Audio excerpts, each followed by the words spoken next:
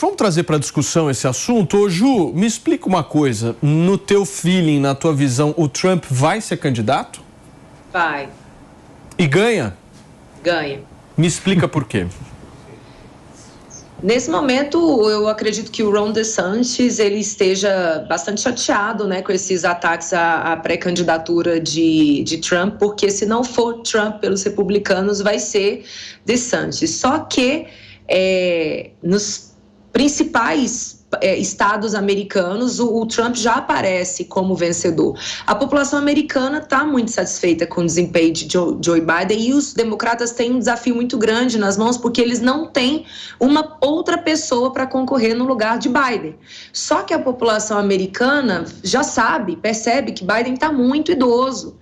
Ele já não está concatenando bem as ideias, ele inclusive tem dificuldade de locomoção, ele está passando por constantes acidentes e a população já sabe disso. Então, Biden já não é mais cotado para ser presidente.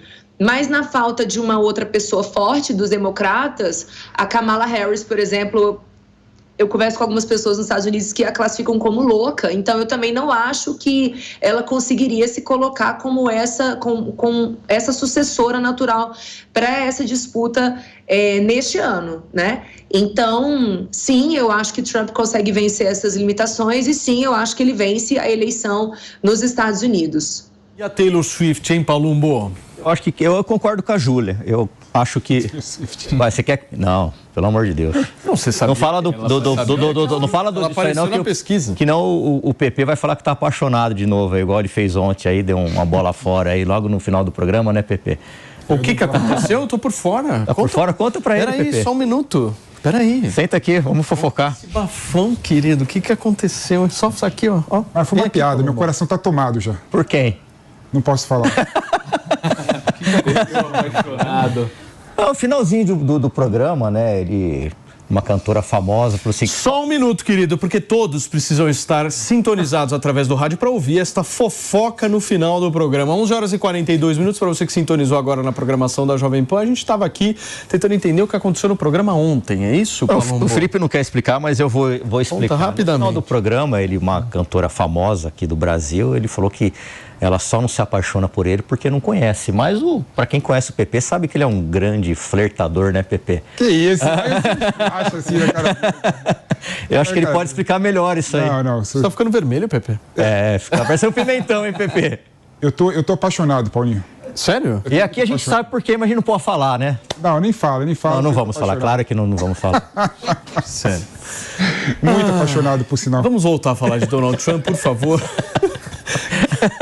Por favor, Felipe Monteiro, sem atrapalhar o apresentador. Júlia Lucy, por favor, minha gata.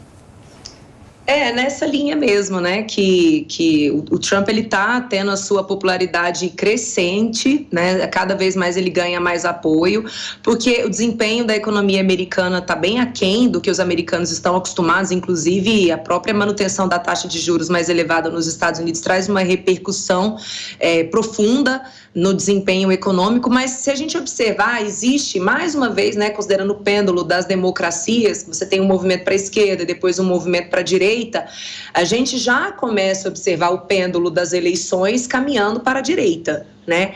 Inclusive, eu acho interessante a gente comentar aqui que o ex-presidente Bolsonaro, ele se manifestou agora pedindo votos, né, para o candidato lá em Portugal, do partido Chega, né, Manuel Ventura, que é um deputado federal lá bastante, digamos assim, algumas pessoas classificam como polêmico, mas eu gosto particularmente do jeito que ele fala, e aí o presidente Bolsonaro está ali fazendo esse reforço na campanha, assim como fez aqui na Argentina, Milei foi eleito, a gente vê também a continuidade da direita no Paraguai, aqui perto. Então eu acho que esse movimento nas democracias reais, né? Lembrando que não apenas a realização de eleição é um sinal de democracia. Nós temos países que realizam eleições, mas que não são países democráticos mais, na medida em que as pessoas não podem se manifestar, na medida em que os opositores são perseguidos. Esse é o caso da Rússia, esse é o caso da Venezuela, mas nas democracias reais, né, como a americana, a gente vai observar esse pêndulo entre esquerda e direita, no caso, republicanos e democratas, e é por isso mesmo que, quando eu vejo as pessoas clamando pelo fim do tensionamento entre esquerda e direita no Brasil, a minha avaliação é no sentido de que não haverá mais esse distensionamento. Na realidade, hoje, as pessoas podem se identificar como direita no Brasil, assim como podem se identificar como esquerda, que é um movimento tardio que chegou no Brasil, mas é natural que aconteça nos Estados Unidos para depois vir aqui para o Brasil. Então, da mesma forma que hoje nos Estados Unidos, já há algumas décadas já, você tem 2 partidos preponderantes e com traços de esquerda e de direita, aqui no Brasil também isso se consolida e eu não vejo como se reverter. Então, inclusive para o marketing político eleitoral esse ano, para quem vai coordenar a campanha, eu realmente não recomendo a ideia de ficar em cima do muro, de uma linguagem mais neutra, de tentar posicionar o seu candidato como centro, porque o eleitor brasileiro cada vez não entenderá esse posicionamento e vai querer ou esquerda ou direita, que é o que está acontecendo nos Estados Unidos também. Por que você discorda, Felipe Monteiro? Não, eu discordo da Júlia pelo seguinte: eu sempre achei que essa polarização no mundo é uma falsa polarização.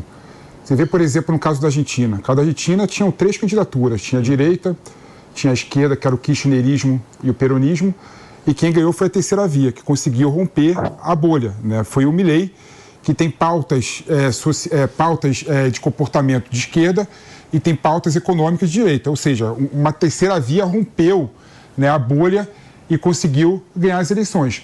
Quando você pega no Brasil, por exemplo, e você vê o resultado das eleições, você vê claramente que 2/3 da população não querem nem o Lula nem o Bolsonaro.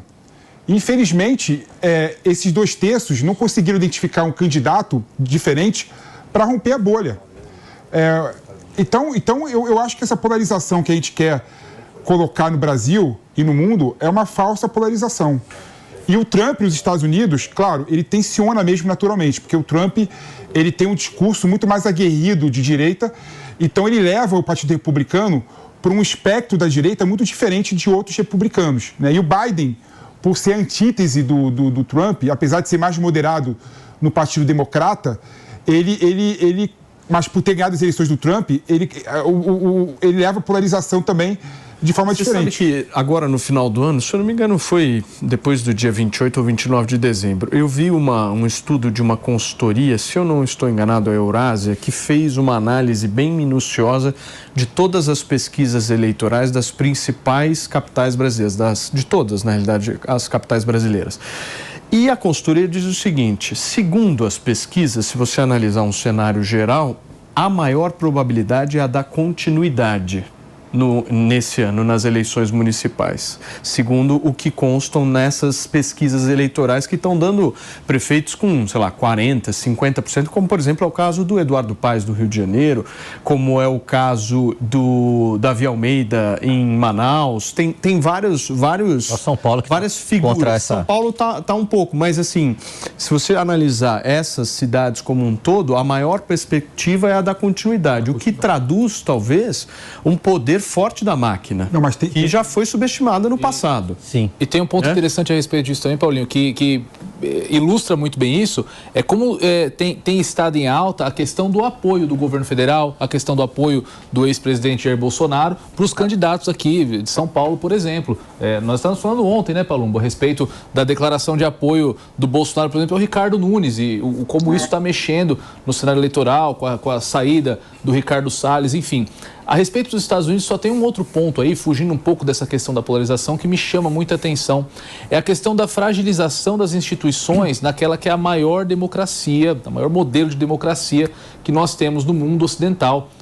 Nós nunca, enfim, eu nunca imaginei que em 2023 nós teríamos que relatar as eleições argentinas como um exemplo de eleição democrática para todo mundo e está discutindo aqui justamente que o judiciário norte-americano está interferindo, de certa forma, no curso do processo eleitoral. Então, eu acho que isso retrata um pouco uma derrocada do mundo ocidental em relação até... Se os Estados Unidos estão assim, imagina o resto. Exatamente, até porque os Estados Unidos é o espelho para o restante das democracias do mundo. Fala, Ju, você me pediu? Perfeita essa fala e já tem pessoas estudando esse fenômeno, né? Como eu disse aqui, não classificar hoje um país como uma democracia, a gente não tem que se restringir apenas no ato eleitoral de o cidadão ir lá votar, mas com todos os atos antecedentes, né, com o comportamento das instituições. Quando você, por exemplo, como aconteceu no Brasil, né, quando você proíbe que os jornalistas se refiram aos candidatos de certa maneira, não pode chamar fulano daquilo. Acabou. Porque o compartilhamento de informações, o debate, como nós estamos fazendo aqui, ele é fundamental para o cidadão constituir e chegar ao voto dele, né? Então, quando há uma interferência forte, principalmente cerceando o posicionamento de jornalistas, perseguindo as pessoas, como nós vimos aqui, e eu falo isso com uma tristeza profunda, porque eu nunca pensei na minha vida que eu fosse ver o que acontece hoje no Brasil. Nunca pensei. E esse é um erro, de prognóstico da minha parte. Quando eu estudava ciência política, eu imaginava que a tendência era para o aumento das liberdades. Hoje não. Já está comprovado já. Temos menos liberdade no mundo hoje. Exatamente pelo acesso à tecnologia, fica mais fácil perseguir as pessoas. É mais fácil monitorar o que as pessoas dizem. Então, é um sinal de alerta para a gente, porque não somos uma ditadura ainda, não podemos aceitar uma barreira para a troca dos governos, que é importante que a gente tenha essas transições, mas quanto mais interferência a gente vê, e obviamente essa interferência vem do judiciário, porque ele praticamente não tem limite para agir, né? Então, quanto mais interferência, mais deturpado é o resultado eleitoral em relação à vontade da população. E só para comentar essa questão da força do Bolsonaro ou da força do Lula nessas candidaturas, isso se dá muito por causa daquilo que eu comentei. As pessoas, elas querem selos hoje. Eu sou de direita, eu quero alguém que tenha o selo de direita. Eu sou de esquerda, eu quero alguém que tenha o selo da esquerda. Então, é por isso que o Boulos precisa tanto do apoio do Lula, precisa tanto concentrar a força da esquerda para ele ter alguma chance de ir para o segundo turno. Porque eu tenho certeza que o Boulos não ganha em São Paulo. Não tem matemática para isso, para ele ganhar. Mas ele está num processo de capitalizar, de se tornar uma pessoa mais forte, pode vir concorrer para o Senado em 2026, enfim, ele tem que fazer esse jogo mesmo, mas ele, na minha visão, matematicamente ele não tem chance. Mas em São Paulo não, a gente já tem uma disputa ali, no Rio de Janeiro a gente já tem no Rio é mais consolidado, né?